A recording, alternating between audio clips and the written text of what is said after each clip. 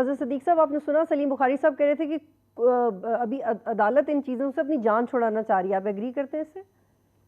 नहीं, मैं नहीं एग्री करता। मैं पहले 2-3 जवाब दे दूं। बैरिस्टर आमिर हसन साहब फिलॉसफी समझा रहे थे कि फुल कोर्ट होनी चाहिए। बुखारी साहब ने भी कह दिया फुल कोर्ट होनी चाहिए।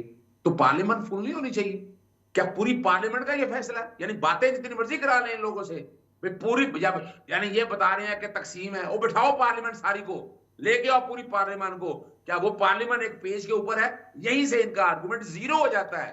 मैं नहीं बात करना चाह रहा था, लेकिन आइन और कानून समझना चाहिए। आइन और कानून बड़ा क्लियर है। वो क्या क्लियर है?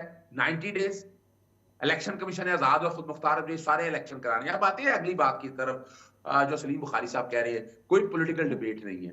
पाकिस्तान तहरीक इंसाफ ने सिर्फ इस बुनियाद पे कि इन्होंने कहा कि इलेक्शन इकट्ठे करा लेते हैं, तो इलेक्शन इकट्ठे सिर्फ इस डेट पे, ये नहीं कि इलेक्शन आप ले जाए फ्लैट अपना अक्टूबर में क्यों? अक्टूबर में मैं इसलिए बता रहा हूं कि 12 अगस्त को तो असेंबलियां और तहलील होनी है।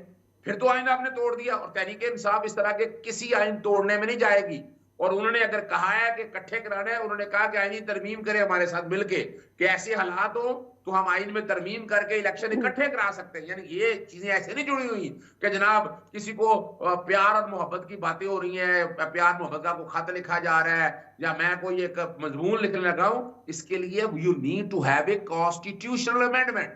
और ये जो बात है ना कि बैठकर हम कह, यानी चले मैं बता देता हूं, बड़ा पॉइंट लिया था मुख्तलिफ टीवी प्रोग्राम में, सेक्शन 69 इलेक्शन एक्ट का। वो बात करता है सिंगल पोल की, single poll of an assembly. Single poll एक असेंबली का तो हो सकता है, नेशनल असेंबली या प्रोविंशियल असेंबली का, लेकिन सिंगल पोल जो है, वरना तो फिर खत्म होगी ना, फिर सूबाई खुद मुख्तारी सब खत्म होगी फिर। और एक और बड़ा नोवेलिटी का आर्गूमेंट लेते हैं, मैं हैरान होता हूं, पता नहीं आइन नहीं पढ़ते या कानून नहीं। ये कहते हैं कि सूबे पंजाब में इलेक्शन हो जाएंगे, जब नेशनल असेंबली के इलेक्शन होंगे तो या निगरान हुकूमत पंजाब की नहीं होगी।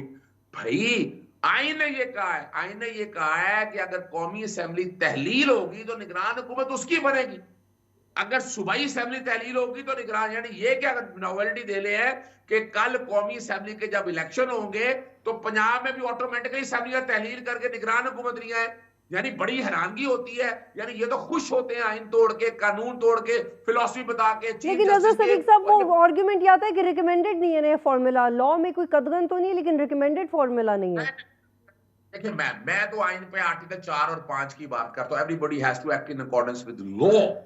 यानी अगर हम ये अपनी खुशियात पे, ख्वाहिशात पे आइन तोड़ना शुरू कर दें, तो इससे फिर आइन जो एक बॉन्डिंग फोर्स है, जो एक सोशल कॉन्ट्रैक्ट है, फिर तो डिविएट कर दिया।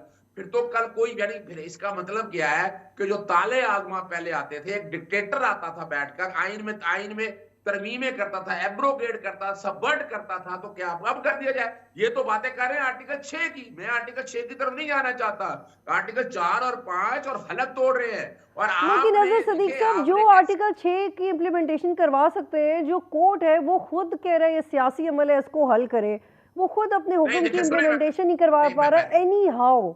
चाहे एग्जीक्यूटिव साथ नहीं दे रहा, कुछ और साथ नहीं दे रहा, तो कोर्ट की कमजोरी को आप कैसे एड्रेस करेंगे?